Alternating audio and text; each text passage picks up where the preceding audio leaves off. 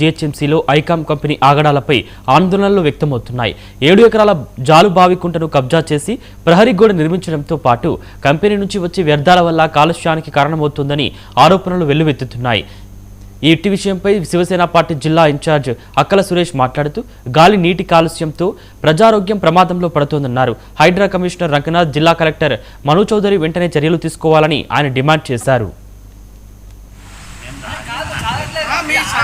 ఆదివారం లేకపోయినా సరే అది ప్రజల ఆస్తి, ఆయన అప్రూవల్ అయింది. మాకు ఇక్కడ జాలిబాయి కుంట చెరువుని 7 ఎకరాల భూమిని ఐకామ్ ఇండస్ట్రీ వాళ్ళు తమ ఆధీనంలో కబ్జాలో పెట్టుకోవడం, మరి గ్రౌండ్ వాటర్ పొల్యూషన్ చేయడం, జాలిబాయి కుంటలో పొల్యూషన్ వాటర్ పంపించడం, తద్వారా ఇక్కడ ఉన్న పరిసరాలు వాటర్ మొత్తం పొల్యూషన్ కావడంతో పాటు వాళ్ళు రిలీజ్ చేస్తున్న కార్బన్ పౌడర్ వల్ల ఎన్నో రోగాలు వస్తున్నాయి.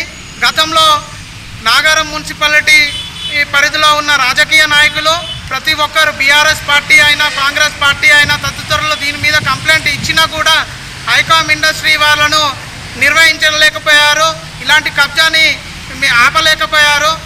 కాబట్టి తద్వారా త్రిధికారులు దానిలో ఆర్డీఓ గారు, ఎంఆర్ఓ గారు, లోకల్ కమిషనర్ గారిని త్రిసభ్య కమిటీలో వేసిన ఈ కబ్జాను ఆపలేకపోవడంతో పాటు కలుషితం చేస్తున్న వాటర్ కలుషితం చేస్తున్న ఎయిర్ కలుషితం చేస్తున్న ఈ ఐకామ్ ఇండస్ట్రీ మీద చర్యలు తీసుకోవాలని నేను కోరుతున్నాను.